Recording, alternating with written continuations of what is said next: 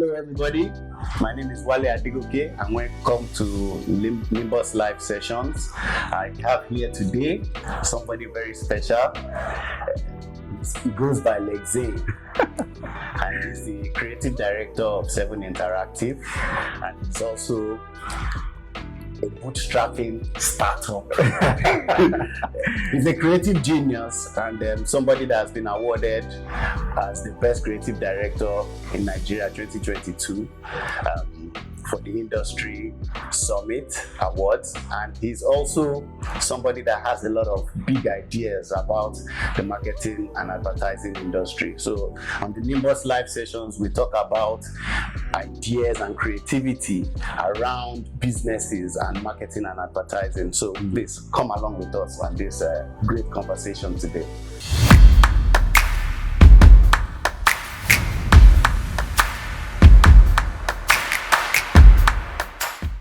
My name is Olalekan Akinyele, also known as Lexane. So, apparently, after I got to the fourth floor, that's what I'm saying, I just decided to rest Lexane and then pretty much just go with my basic name, Olalekan OA. So Lexane has been rested.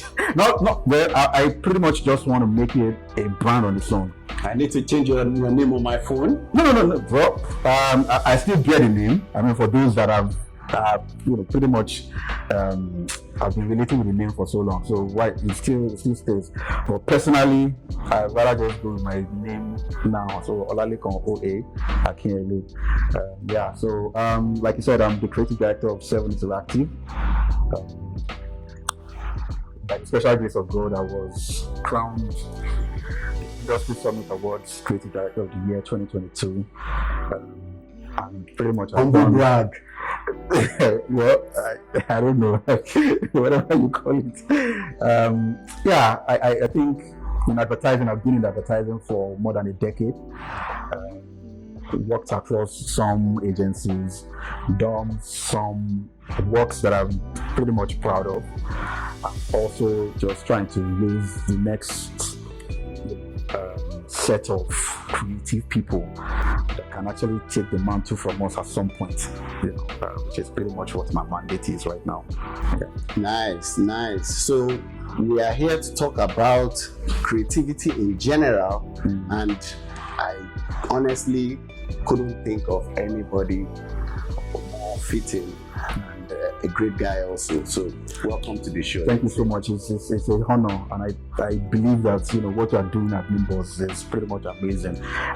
Congratulations on even the CSR things that you do and trying to raise funds for especially women within the industry itself and in the SME space. I think it's a laudable project, and I believe that it's going to grow and also impact more women, especially empowering them. Thank you so much. We hope it grows, and we've seen growth.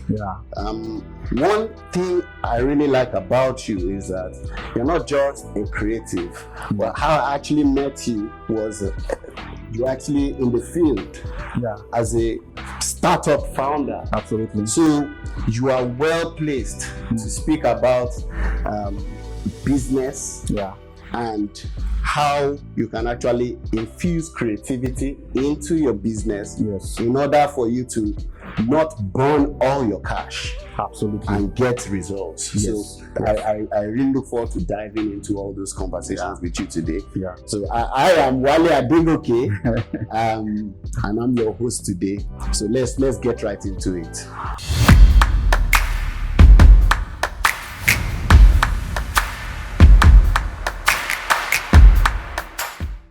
So, Lexane, you've been in the creative industry for over a decade, and you've worked with so many clients and so many mediums.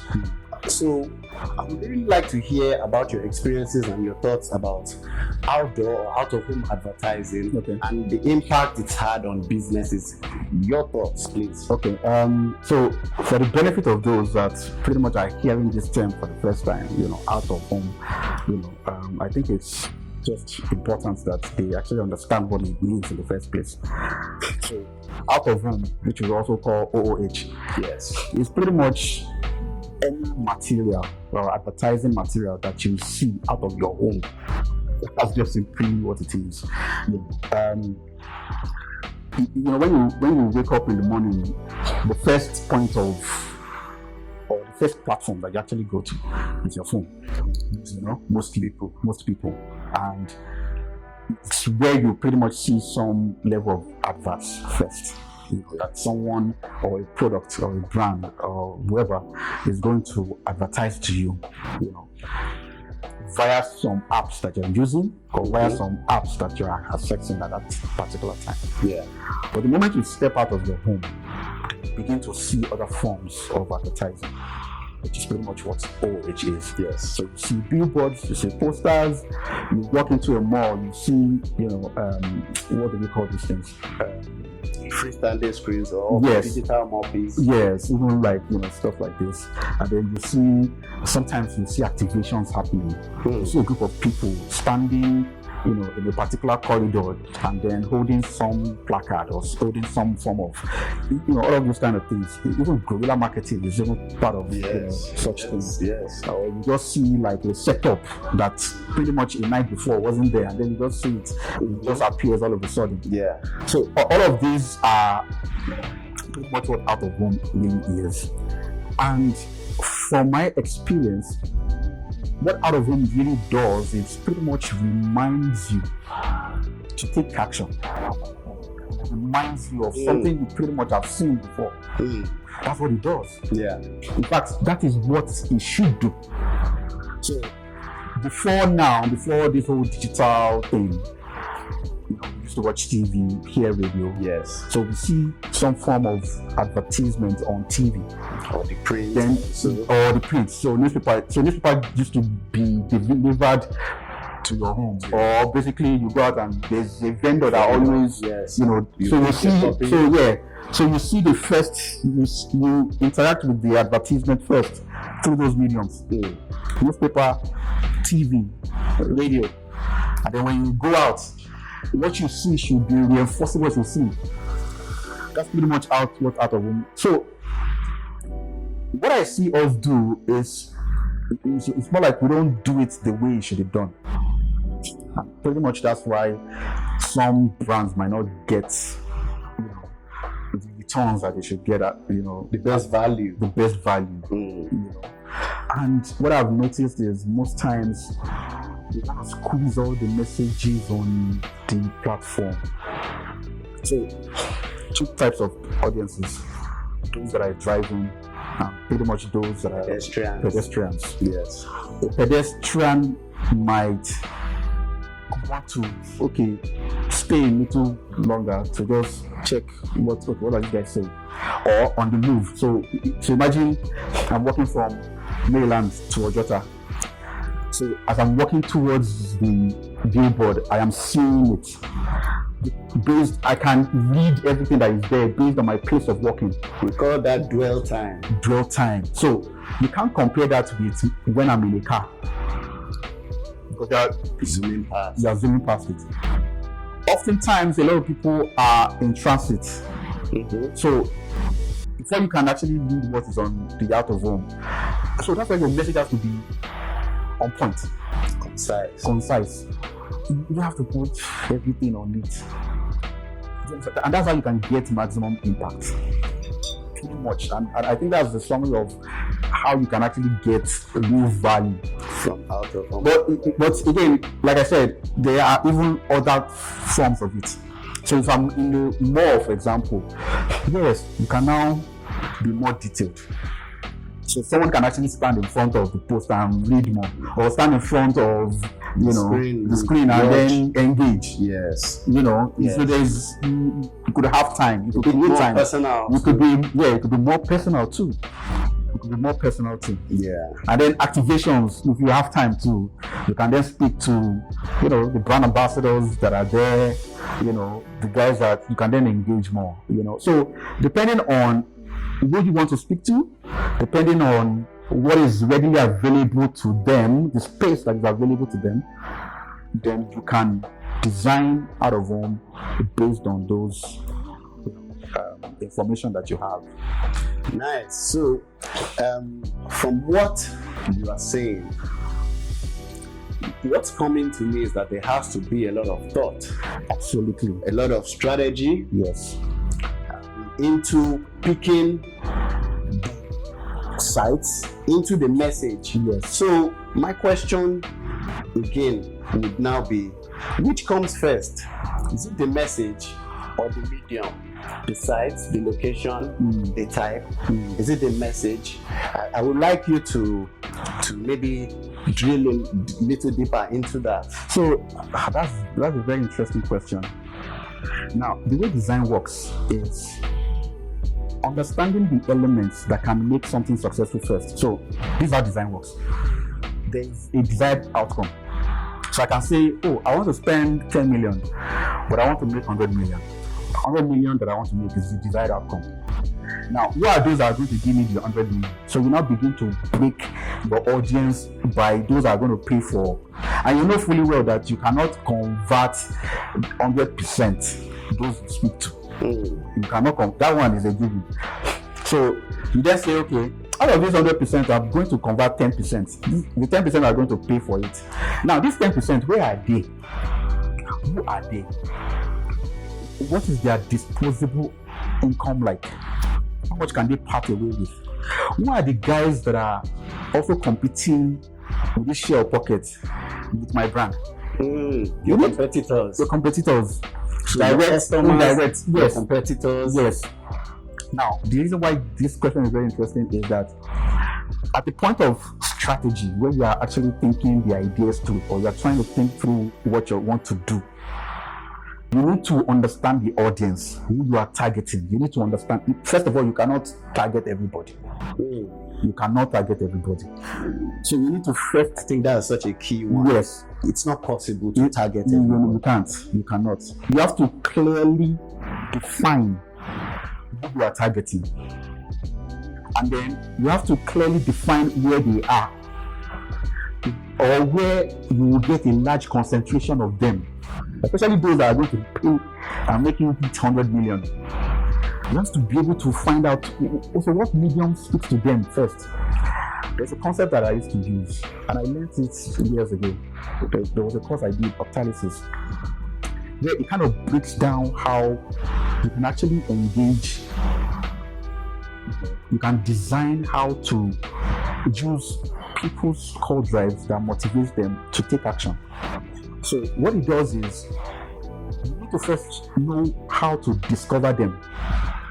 So that's why I say, where are they? Discover the people. Discover these people. After you have defined who these people are, the audience. So like what we do, consumer profiling.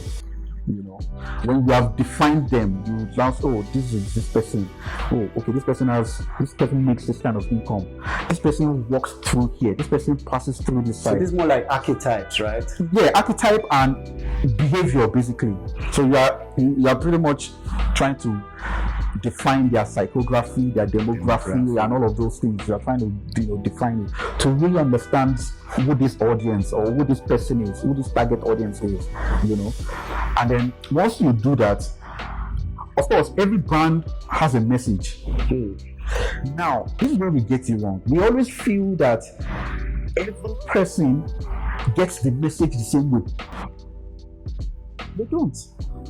So if I'm saying, if my product, for example, is going to speak to an A class, somebody on top of the ladder, and then also somebody in the B class, and also somebody in the C class. Remember, I said you can't speak to everybody. So when you say A, B, C, just for the purpose of those watching, we're talking about income level. Income level. So yeah, there are some that we call them the HNIs, that can actually afford anything. Yes. And there are some that, they can also afford it, but they are very, prudent about, is it a need? Do I need it? And there are some that, based on the fact that they are aspirational, I want to have it so that I can be perceived in a certain way. And there are some that don't even bother about those things. They want to survive. So if you are selling opulence, or you are selling some products that, don't forget those guys are not your. Yes, they are not your target. They are not your target. Now, in the space of those that you are targeting, you know, you have to also look at it from the angle of, okay, these A people, what medium do they? Well, of course, they have their phones too, sophisticated phones. So, but what's the kind of apps, the kind of platforms that they go through is different from someone like me. Do you understand? And it's different from someone below. Someone below might want to be engaging Instagram more. Someone at that level might not be engaging Instagram at all. Maybe they have somebody that does it for them. If they want to be socially relevant in terms of in that space, in the digital world, because a lot of them might not just want to be seen on Instagram and those places. So you have to know how to now, where can I reach them? Airport lounges, some first class clubs. What are the medium in those spaces? So in an airport lounge, for example, maybe some wall posters say what they need or what they should have in a certain way. Or they might be watching some something, and then some of them watch some news platform, some luxury channel, something that would help them be a better version of themselves, something that will always make them see at that level they want to be making more money. So they watch things that will make them make more money. So maybe even some educative or informative news, updates, exactly. Like that. And then if you go some steps below that ladder, what they will pretty much use, or what you can use to get to them, might be totally different. Now, the messaging has to be different too. How you say, let's say, just do it. How you say it to a guy in A level at at the top, it's going to be different to how you say it to a guy that is trying to move to the top. Yeah. You understand? Just do it for a guy at the top might just be, you can own all the airports in the world. Just do it. You understand? A guy at some level down there might be, your dream is for you to chase and to make come true. Just do it. At A, he has pretty much the dream at A level is different from a dream. So speaking to them, and the truth is, sometimes you can be very, very lucky. I wouldn't say lucky. You can be very, very more strategic in the sense that you can actually say something that can actually even cut across. So that's a very empathetic. Thank you. Empathetic message, which is just narrowed down to the human. Because every human, irrespective of class, there's a soul. They're all human. Yes. If you can hit that soul with the messaging, then it can cut across. Yes. Love it. So Lekon has shared some things that are very, very powerful here and very important, and I think it's very key that I come back to that strategy, that thinking, which is so important. And then from what you've said, it's clear that the thinking needs a whole lot of research. Absolutely. You need a whole lot of information. Yes. Now, for those who are running an existing business already, this information about your customers should, a lot of it, maybe not all of it, would already be at your fingertips by virtue of you have been having transactions, engagements with these people. Maybe you have a newsletter, you already have their data and their information, and you have been getting in touch with them. So it's quite different from somebody who is just starting. You don't have customers already. So I know our audience will cut across these people, but for the people starting out, what would you advise them in terms of the medium? Because yes, we've spoken about the message a lot, and indeed we even touched on the medium and the relationship between the message and the medium. Yes. But there is always a cost barrier for most all businesses. Yeah. And some businesses, you might think they don't have a cost barrier, but indeed, all businesses have a cost barrier. Yeah. So for these businesses that they are just starting out with little or no marketing budget, I would like to hear from you. What kind of mediums would you engage, and what kind of ways would you engage to get their message out there without breaking the bank? Guerrilla marketing is one of the cheapest ways to go about this, especially for businesses that are starting out. So the way design works now, or the way design has always worked, is you understanding the people first. As a business person, you must understand your customers. You must understand your potential customers. You must know who they are. It's like you're trying to check the girl that you like, and you know nothing about the girl. You don't even know the kind of gifts you don't know what she likes, you don't know what she doesn't like. Do you understand? You have not done your own research to even, know some things about her that you can then use to kind of lure her into your space. She knows to look your side. Lazy man. Do you understand? So every businessman must look at every customer like that. Like you're trying to lure them into, you're trying to draw their attention to you, to your business, your product, and then for them to part way with their money to buy whatever it is you're selling. So you must know them. Remember, you said something around when you hit the soul. So imagine somebody else comes to you and start telling you about you. And then eventually you say, you know what you need this product. You know what? Even if you don't have money, you okay, give me your number. When I have money, I'll come back. Let me hold on to something. First of all, as a business person, your product must be good. To ensure you work on delivering great value. Especially in the times that we are in now. People are very careful what they part, when they spend, they must get value for it. So first of all, ensure that you are giving them value. You are delivering the promise that you say, whatever it is you're promising them.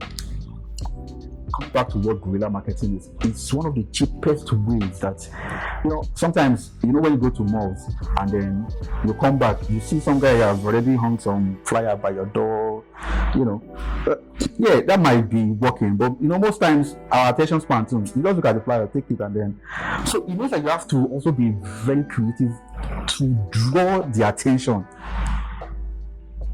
on what you're saying and how you're saying it. I'll give you a typical example. When I was in school, and when you are running elections, and then there was this particular guy, he wasn't popular, and he was running for SUG president. One of the smart, and I said I was still going to deploy that strategy. In fact, some plans that I worked on, they actually gave them that kind of idea too. And what did one of the members of his team do? He got a PA system. The simple one. He doesn't have money to put posters though. He doesn't have money to put posters because you're running a campaign in school. You have to spend to do posters, and then you move around campuses and all of those things, or departments and faculties and stuff. But you don't have money to do a lot of posters. He just got this guy. Funny enough, the name of the candidate is Wally too. But they used to call him Rolex. Guess what this guy did? The guy just go around campus with the down phone and do Rolex Neo, and he will go from morning till evening, and he was going every day. Trust me. For me to even be saying it now tells you how impactful how impactful that genius of a thing was. When everybody was doing posters and everybody remembered Rolex. Even though he didn't win, he got some significant amount of votes based on the fact that people just remembered Rolex Neo. Will knew. So we have to be that ingenious at some point. Where we look at, messaging or marketing communication. It is not necessarily you going to go and get some messaging out of the blue that you've never heard before. I tell you something that is in you and tell you to me again, you remember it. Those are the kind of messaging you should be looking out for. And you cannot find that out if you don't know the customer. When you know the customer, when you know the consumer, when you know the user, whichever case it is, when you know the target audience, you will find insights of how they speak, how they talk, the kind of languages that they use, their lingua franca. You will understand their lingo. You will understand something. That's why you see most songs these days, if you don't connect to the audience in their language, they are not going to listen to you. It's the same thing with marketing communication. It's the same thing with messaging. And you using that in a guerrilla marketing style or in a guerrilla way, you do your startup or your small business a lot of good. It might actually just be that you notice that in this particular side where obviously my potential customers are, they interact with this particular type of stuff. Okay, so let me put my message there, or let me stand there and do something that will draw their attention, and then so you might just necessarily invest in. Remember, it's still out of home too. You have to do billboard. You have to spend money on those big things. If you feel that the billboard will convert more, that is based on the data you have. So data, information. I always say this: the man with the most information wins. So it's how much you can dig deep to find information that you can convert, or data that you can analyze and then draw out insights. The moment the insight is true, you'll find the idea that doesn't have to break the bank to communicate to them. I love that. Information, insights, idea. And then the next level is execution. And that's why we are here. The likes of us, marketing professionals, Nimbus, we are here to help you to execute.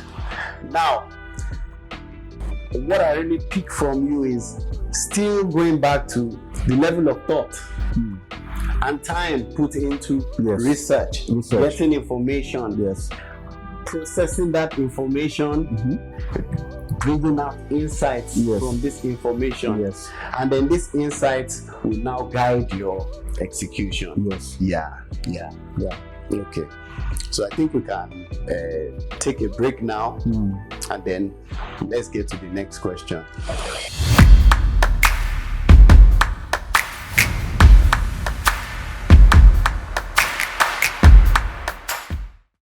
So, Lekan, great conversation so far. My next question, I want us to talk about something that we are both very much enthusiastic about, which is technology and the impact of technology, in your view, on creativity, advertising, out-of-home advertising in general. I mean, but technology is just not just. Technology has pretty much come to change the landscape for many things, and I don't think advertising out of home would be an exception. It won't be left out. But again, that when technology is coming newly into like a space, it's pretty much very expensive at first, until then it becomes ubiquitous. So, but in this space, basically, I mean, looking at it from out of home point of view, we started seeing stuff around 3D LED boards, that pretty much helps to tell, more interesting stories, from the content point of view. And then aside that, we now started seeing more of even interactive, platforms, interactive boards, using augmented reality, virtual reality, and all of that. But interestingly, early in the year, I actually went to Morocco, and one of the things I went to also display was t-shirts that actually are augmented reality enabled. Really? Yeah. I mean, so I have like this set of artworks that once you put your phone to it, it comes alive. Wow. So you can imagine just wearing t-shirts all across, and once you put your phone, you kind of see the message pop to you. So I mean, this is pretty much what technology can do now. And again, one of the other thing is, like what you guys do. Using your Nimbus, using your light boxes and screens to also do engaging games, which brands, a lot of brands can actually tap into. Yes. I think that's even brilliant as of now. So that way, technology helps you engage your audience more. Technology helps you draw the attention of your audience and then engage them. And I think that's what that's how we should look at technology. And aside that, even now, but with our phone, there's a whole lot that we can do. We know about the programmatic, and what that does. Now, what I discovered lately was hearing, not too sure about it yet, but this can actually be a threat or also be like, one of the most amazing things that could happen. Okay. Imagine if Google now begins to invest in out of home. So I have a little bit to say about that. Yeah. So indeed, big amount of budget for brands big and small has gone to the major digital companies. Google, Facebook. Now, to run a campaign successfully, you've already spoken about targeting and the place of out of home. So there is no way, if you want to run a campaign, you're not going to target people only on their phone. You have to use other, and out of home just happens to be that medium that cuts across. So programmatic for Google has now meant that they've developed a network. Absolutely. That campaigns that run on their Google network, for those platform owners, OOH platform owners that can key into that, they can have the campaign display on them. Absolutely. So we're at the preliminary stages of that, but that's where it's going. The merger of online and offline advertising. Absolutely. Yes. And the beautiful thing that would actually do. So how when you scroll through your timeline, and then there's a product that you like. So imagine, and that's why I said, out of home reinforces and also helps you make your decision faster, or just reminds you of what you're pretty much. So with that in place now, it means that once I like a product on my feed, and then it starts feeding me similar products. What it means also is, as I'm going out, I'm likely going to see something, and they tell you, okay, go and buy this one there now. So now bringing it back to messaging, if you show me something on my phone that is more detailed, out of it should say, pick it up at so place right now. It makes the journey complete. And they have your location data. Yes. So they know where you are. They know where you are. And that's why networks like Google, Facebook have built networks that pretty much are putting all these structures in place. Unfortunately for us in advertising, that's where we missed it. When advertising started, and then all the marketing budgets, big budget was coming to the agencies, we did not see enough. We didn't have foresight enough to start putting these structures in place. While Google started initially, we should have invested. So imagine like an advertising network had invested in like a Google at that time. That would have been powerful. The value would be controlling stuff right now. But they were looking in that direction. Exactly, because at that time, technology felt like it wasn't, we don't need technology. Who needs technology now? The disruption that technology has brought has meant that the whole landscape has changed. So we're now late to the party.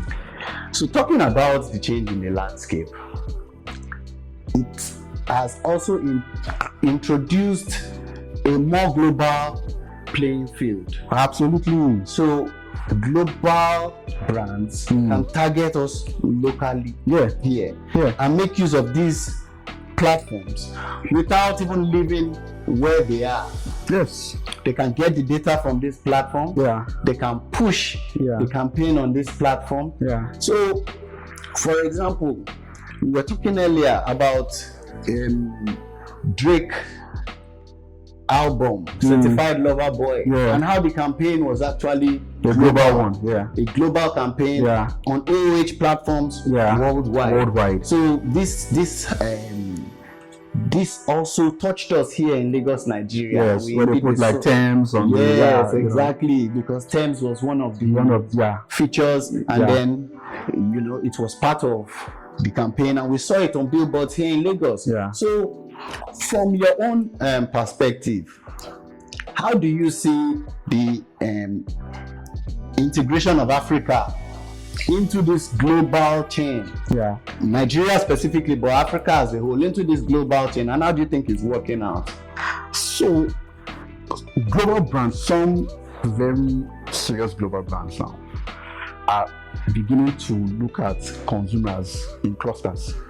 We call them fandom now. Is the kingdom of fans. Okay. So we call it a fandom.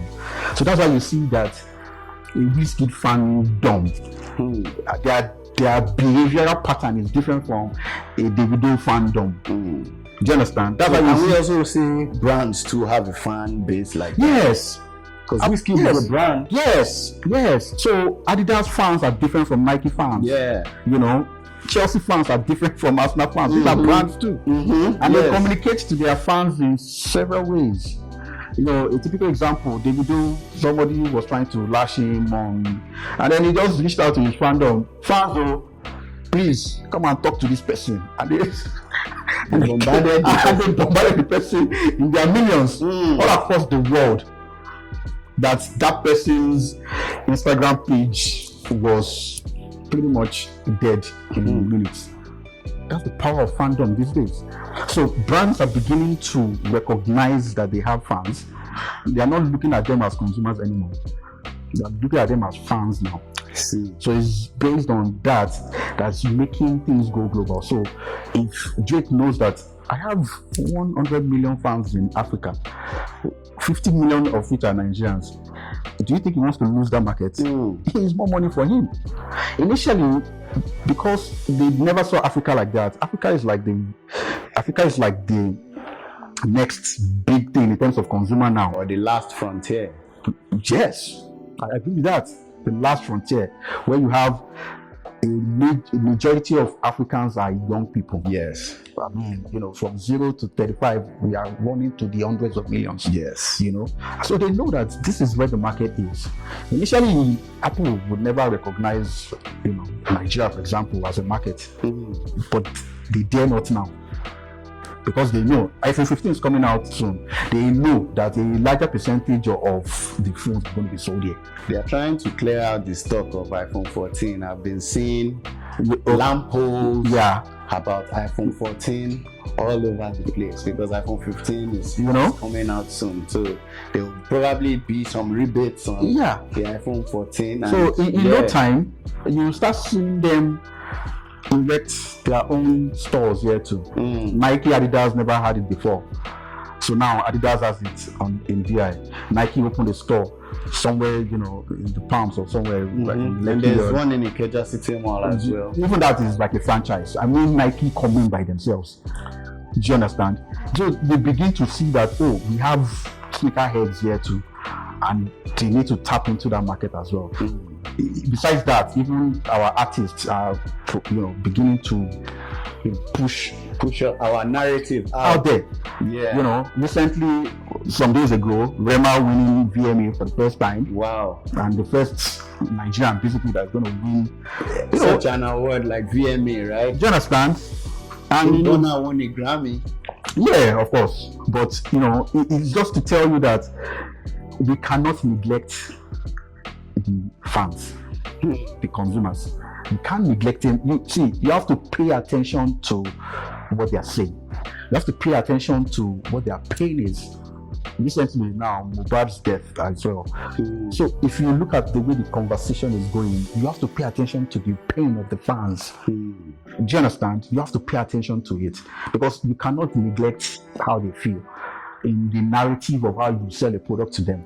Yeah, yes. You can't do that. So that's why you have to basically start considering, the fans. Yeah, really. Yeah. I see the correlation between being a consumer and being a fan. But the question is there a difference? So fans are loyalists. They are basically loyal to the brand. They are loyal. So if you can convert consumers to fans, it's better for your business. It's good. So what you just picked from Lexine is that you need to try and make your consumers to be fans. Yes. Convert your consumers to fans.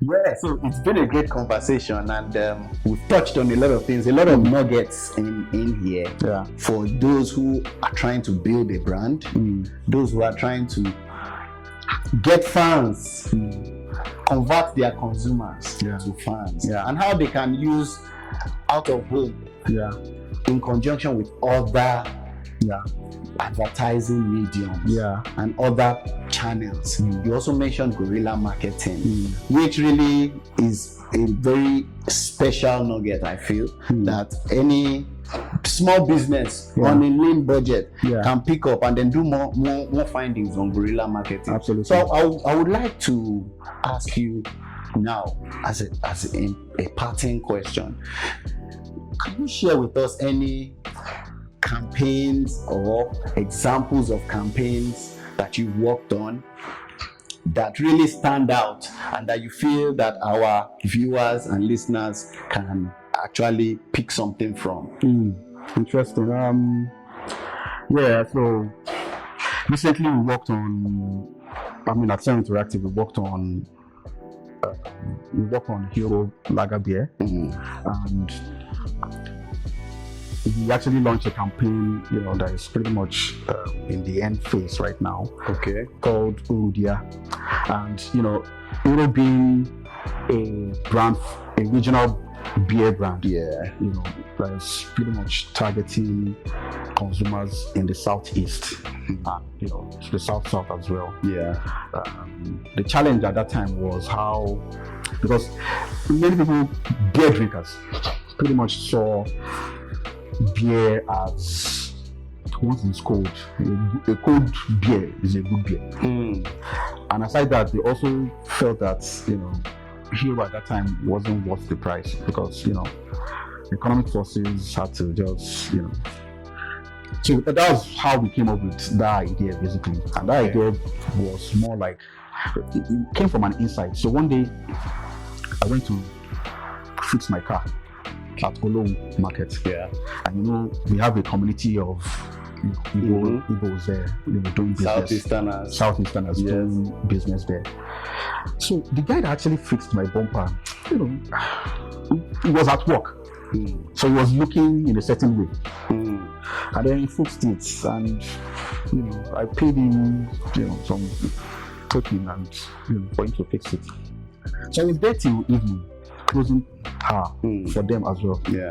And then this guy came back, all taking his bath, cleaned up. The Nike sneakers that this guy was wearing, I don't have it in my collection. Interesting. The chain on his neck, the t-shirt, the jeans, looking really good. And so he just came to affirm to me that you don't judge a book by the cover. So it means that there is no worth in people beyond the superficial things that you see. So we try to link that back to the message, which is basically that this beer, there's worth inside. And then you yourself, there's worth in you. And there's worth in what you are doing. Which is why we call it Urugia. Wow. There's real worth within. Wow. So, and obviously, we did some billboards. In fact, we even recorded an album. And interestingly, it's still, one of the best campaigns that we've done. So what we did with the album was that we picked some Southeasterners and Southerners that were into music, upcoming, but they've also moved to an extent. They've done some good work by themselves. Yeah. So, we took like some producers, like 4 producers from Lagos, flew to Enugu, and they recorded an amazing album. Wow. Amazing album. You should try it. It's on Spotify. It's called The Worthy Album. Wow. Amazing album. Trust me. Amazing album. I will check it out. And it was good to see them. I mean, guys that, some people know, we now started putting them on billboards across that region. So their fans, based on their fans, like this one thing I'm saying, started noticing them. See my guy, see. So that gave the brand some great equity and leverage for people to actually start, consuming the product. I think it's one of,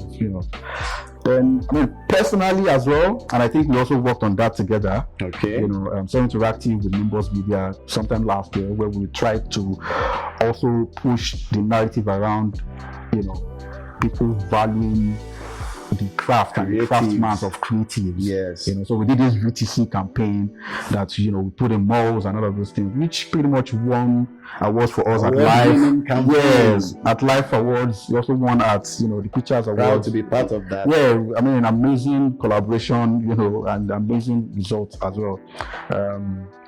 Then from a personal note, I think one of the ones that stands out for me personally was one campaign that we did, while I was still working in another agency for one of the Diageo brands, Origin, which was Talk to Nigeria.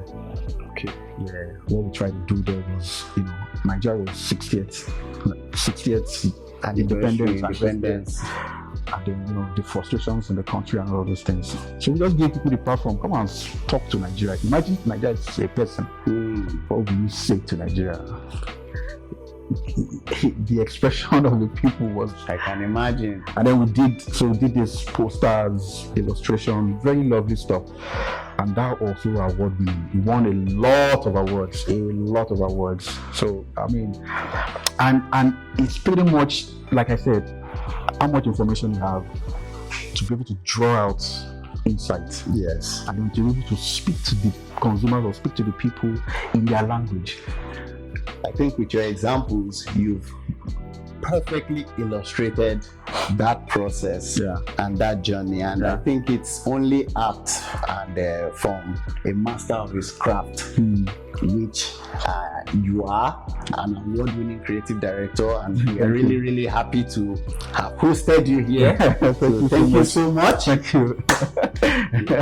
Nice one. And thank you for joining us on our live session today. Nimbus Live Session is just to educate you and to bring you in to the process, let you understand, so you can be able to also build your own brand, have an impact in your own business or your own creative career. So till next time, cheers from us here. Thank you.